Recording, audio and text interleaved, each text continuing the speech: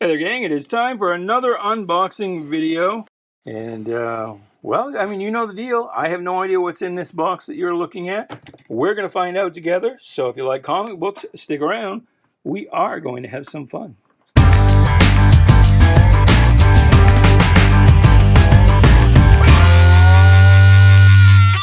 Hey there, Bobby. Welcome to Shanghai. My name is Duke. This is an unboxing video. And I am grading these books for sale on eBay. No idea what's in the box. I'm glad you're here. We will find out together. Please like, share, subscribe, do all the groovy things, and let us get right to it. Actually, let me first try and stand up Sabretooth here, who is our helper du jour.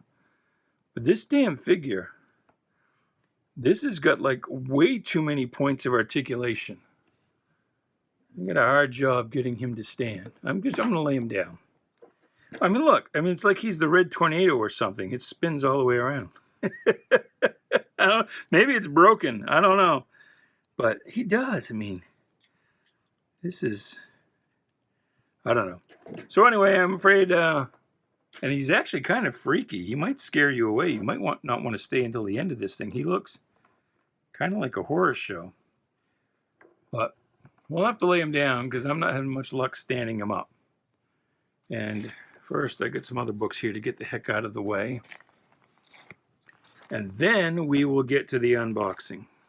All right, let's see what we've got here. Now, the first deck doesn't look very, very high grade. You can see those are some pretty brown edges. But it looks like we've got some Silver Age DC. Green Lantern 55. 56.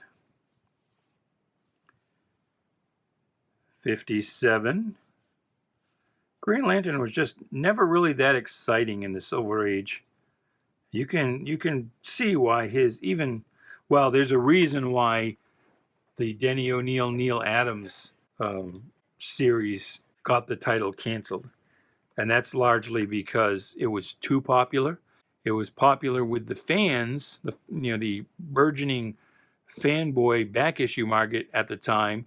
And so they were actually going to distributor warehouses and cutting deals to buy the books right out of the warehouse. And then, this is sort of towards the tail end of the newsstand era. And when distribution was pretty much, I mean, let's be honest, was run by the mob. and so they would report those books that they sold to the fanboys right out the back door, report them as unsold, because it was kind of an honor system. They weren't even tearing off the tops of covers anymore. It was just, take our word for it. These, this many sold, this many didn't. And so from DC's perspective, the books were, they were very, very poor sellers. And of the ones that got through to the newsstands, because again, the fanboys were acquiring them via other means, the ones that got to the newsstands, to the casual collectors, the casual readers, not even collectors at all, the kind of people that might read comics for 2 or 3 years and then outgrow them. And it was a constantly churning turnover market. Those kind of kids just stopped reading comics because stuff like Neil Adams, it was unreadable.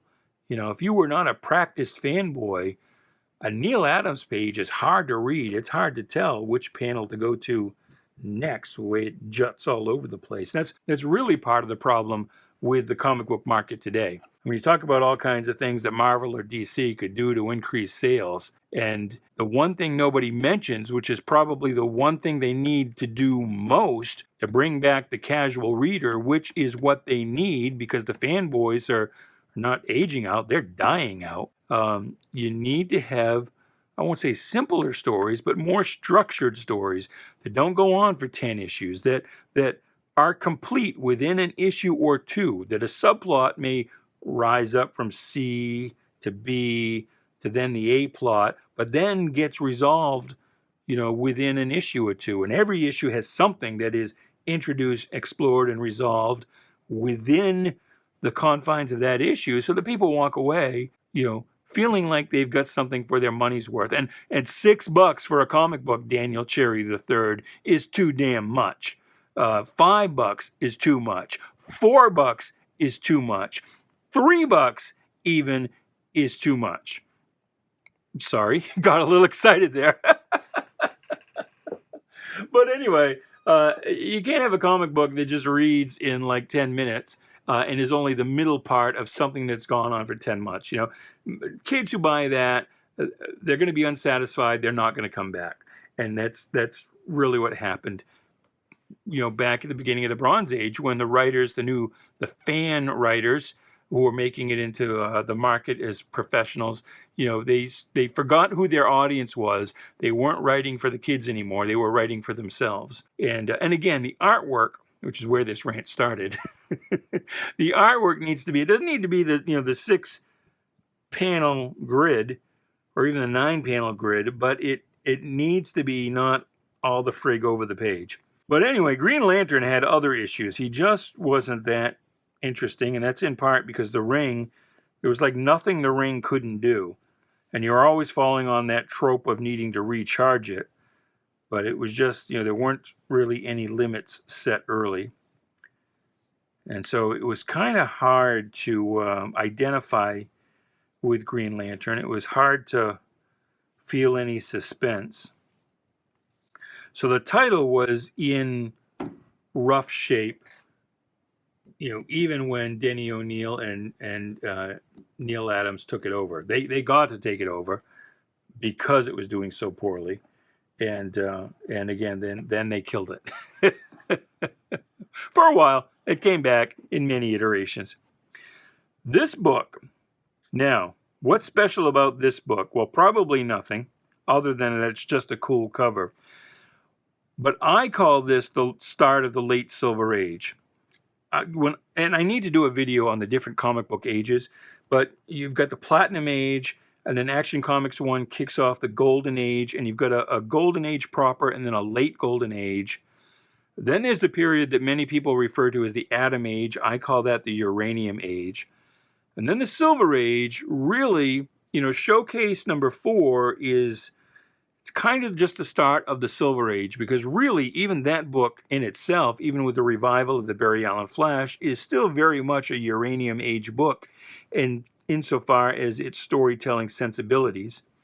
And people forget that it was 3 years before the next overhaul of a Golden Age superhero with Green Lantern, the introduction of the Hal Jordan Green Lantern that over here we were just talking about. But so the Silver Age, it really should be broken into early, middle, and, excuse me, I'm French, I'm talking with my hands. You never see this, but as I'm talking, when you don't see my hands here on the screen, I'm waving them all over the place as I'm talking. And so I just knocked the hell out of the tripod, or the unipod. So anyway, the Silver Age is best broken down into early, middle, and late periods. And I call this the first book of the late Silver Age. And what defines this is the book that really best typifies the transition from plot-based stories to things that are more visual in nature. Yeah, this playing with the logo here, even 3 or 4 or 5 years earlier, would have been utterly unthinkable in the comic book industry. But there are really 2 things that sort of signal the start of the late Silver Age, and that is the transfer of DC Comics from a privately held company, the Donenfeld family, to its sale to the Kinney Corporation, its passage into corporate America. And then the ascension of Carmine Infantino, very popular artist, to the role of publisher. And those 2 things are kind of best typified by this transition to a more visual form of storytelling, more reliance on the showiness, the art, over the sort of the stodginess of the plot-driven story. Again, it's a precursor of what would come. But anyway, so I call this the first book of the late Silver Age period. So, again, I have to do a video on the periods, just to carry on. The late Silver Age ends in 1969 or so. Then the Bronze Age starts in 1970 with New Gods #1. There's actually an early Bronze Age, like the Silver Age. The early Bronze Age is broken into early, middle, and late periods, and it's the middle period that starts with New Gods #1. And the transition there is, Jack Kirby coming over to DC and now really promoting the books in advertising, on the covers, in the house ads, the fan press, which is now becoming an actual thing that the publishers are paying attention to, really promoting the artist in equal to or greater measure than the characters. After the Bronze Age, which ends in 1979, you get the Copper Age, which starts with World of Krypton #1, the first limited series, which is a paradigm shift in publishing philosophy. We're now marketing the books as single-story events, as collectibles, as opposed to ongoing periodicals. Copper Age is followed by the Chrome Age, which has an early and a late period. Then we get the we get the Diamond Age, then the Digital Age, and right now we're on the cusp of what's going to come next. Are we going to be in a late Digital Age, or are we turning over into something entirely new? So anyway, I have to do that video. Actually, I don't now. I just told you everything. I forget what issue number that is. I can't see it. 199. There's 201. We saw an issue of 200 in an earlier box. There's 202, 204. And even though we've transitioned from the campiness of the, well, not even really camp, but, the space aliens of the 50s and early 60s, or really I should just say the early 60s, into a more serious Dark Knight detective, this stuff is still hanging on there. Again, the transitions aren't always just boom. Even though I say this book is the first book of the late Silver Age, it's a slow transition, and it comes at different times in different places. So now we're into detective.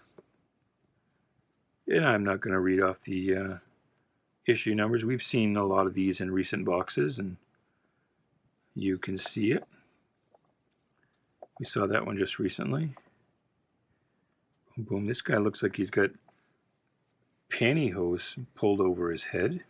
Hey, if it works, it works. This cover cracks me up. Batgirl can't help because she's got a run in her tights. Try and get away with that today. All right, I got to pick up the pace here. This video is going to go way too long. So there's Detective 372, 374.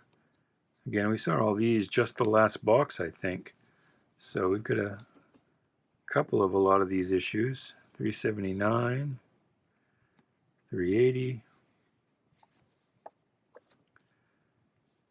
381, 383. They're still coloring Asians as kind of orange here. Even that late, 1970 something. This is a later printing of The Killing Joke. What do you guess? 4th, 5th, 3rd, 12th? Holy crap. That is the 12th printing of Batman The Killing Joke. Boom. There's 200. We saw it earlier, and we had a little gap earlier in this box. Is one of the many Flash Superman races. I can't remember if that's the second or the third one. The new Wonder Woman with the incredible I Ching. There's another Flash race, and again, it's the second, third, fourth. Now Marvel. Tales of Suspense. The rest of these books are all in these same bags and boards, so I got an idea the rest of this box is going to be Silver Age Marvel. So hopefully that floats your boat. Your boat shall be floated.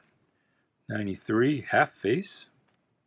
Only he's not this way, he's this way. That's basically Iron Jaw, the Atlas Barbarian. 94, Modoc. 95, Whiplash, the coming of Whiplash.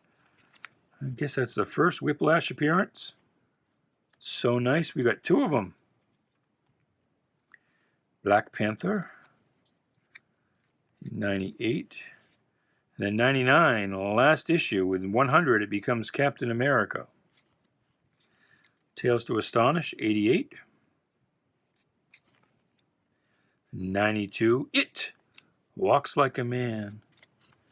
Walk like a man, talk like a man. This is a popular cover. Iconic, even. Boom, boom. Is Subby versus... This is almost like the Clone Saga, the Spider-Man Clone Saga. Only with Submariners. 95. Oh, it's Go, Go, Go Hulk. I was reading that as, because, I don't know, I was reading it the wrong way, and I was reading Goo Goo Hulk. Baby Hulk. Oh my God, that would be a thing. I would totally read a Baby Hulk comic book. Here we are on Skull Island, 96. Skull Island. Uh-oh, Choco. If you're not Gen X, you have no idea what I just said. 97, 98, 99, When the Monster Wakes. 100, Tales to Astonish 100. There's 101, that's the last issue. After this, it becomes The Incredible Hulk. Submariner, yes, and the next issue is actually Submariner. Number 3 with Triton, the Inhuman. There's some guy I don't know. You know, I'm surprised when they were doing the big tabloid books of the 70s with the Marvel DC team-ups, but there was never an Aquaman Submariner team-up fighting over whose Atlantis was the real Atlantis, or it could have been Atlantis v. Atlantis. That would have been cool. The 2 Atlantises fighting each other. That's still a good book. I would pay to see that today. Tiger Shark. Is that the first Tiger Shark? I think it is. I think that's the first Tiger Shark. There's number 6. There was, I can't remember which Facebook group it was recently. We had a big discussion over what this stock photo, what it was taken from. And we got close to identifying it. And I think we decided that it's maybe not a funeral, but can't remember. A lot of people think that that's a picture from, you know, a Kennedy funeral motorcade, but it's not. But now I can't remember what we decided, where that photo was likely from and when it was taken. Here's a classic cover. Number 9. Number 9. Number 9. 11. 13.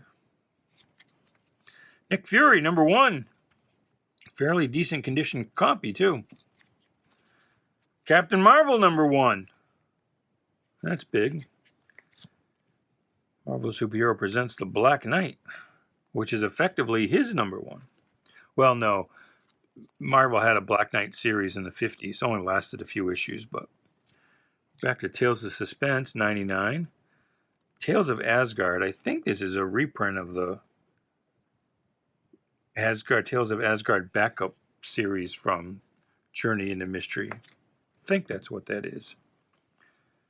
There's Frankenstein, or Frankenstein's monster if you want to be pedantic about it.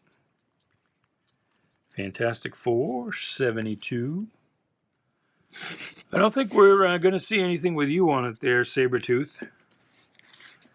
Because I think everything else here is going to be Silver Age. There's Iron Man number 2. That is one trash can looking monster. A robot. Suit, whatever it is. Here's another kind of Frankenstein-y looking guy. He's the freak, though. He's the Freakenstein. Unicorn. It's like how he has to turn the dial on his belt.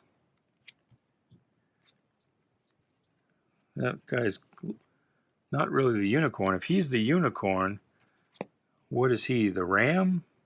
I don't know. Crusher! Crusher Creel. Vengeance, cries the Crusher. Dude, that arm is way too long. Boom, boom, boom. Cry Gladiator. More Gladiator. More Buzzsaw action.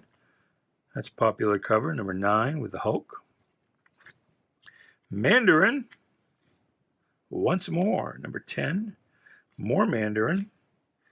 I'm surprised that Marvel hasn't put out a promo with like all of the 10 rings, because they are each a different kind of ring. DC a few years ago put out all the different Green Lantern rings, or Blue Lantern, Red Lantern, Yellow Lantern. It's number 12. Hulk 103. Space Parasite. Rhino 104. 105.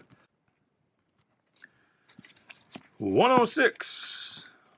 Hulk-Vu. 107 with the Mandarin. 108 with Nick Fury. 109 with Kazar. You get a feeling Hulk sales weren't that good, huh? Keeps getting guest stars. 110. Now we're just in space. Shanghaied in space. 111. The Brute Battles On. 112. Sandman and the Mandarin. 114. Why don't we have a 113? Don't know. 115. Lo, the Leader Lives. Stan Lee and his alliterations. Thor! With a clip art cover. 141.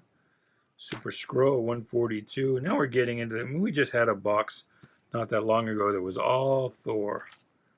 Now we got more Thor. And now I'm right back into my... Do you really want to see this? We've seen these covers a bazillion times. Is this what you want to unbox? Is there some other kind of video I could be doing that you would love? There's only so many times I can comment on Thunder God versus guy swinging crowbar. Hela, La Deatha, and the Sentinel thing. 152, 153, 154. Spidey King Size Annual number 5. The first appearance of Pete's parents. What were their names? Richard and... I'm going to say Linda. I have no idea. And so Aunt May is... No. Wait. Yeah, no. Uncle Ben is Peter's father's brother. Is that correct? So Aunt May is kind of an aunt-in-law, actually. I think that's what it is. I think Peter's father and Uncle Ben are brothers, not Aunt May and Peter's mother are sisters. I could be entirely wrong about that, though. 156, 157, and this is going to be the last stack in this box. I bet it's all Thor. 158, another clip art cover. 159, 160, Galactus. 161, 162, 163. Whoops. My pile fell over. Luckily, these were all in bags with boards. 167, and that's it. That is the... We went backwards a little bit to 164. Very last book in that box. So anyway, I hope you like that. Like I said, I'm sorry that this is starting to get a lot of sameness to it. We're seeing a lot of the same things over and over. But it is what it is, I guess. You never know what you're going to find in a box. But anyway, until the next video, whatever it may be, whether it's an unboxing or a grading or a pull list or a rant on recent comics news, or maybe I need to start getting into doing reviews. That's actually why I started this channel, was to do reviews. So, whatever the next video may be, I hope to see you then. And until then, goodbye, good luck, and please be good to each other.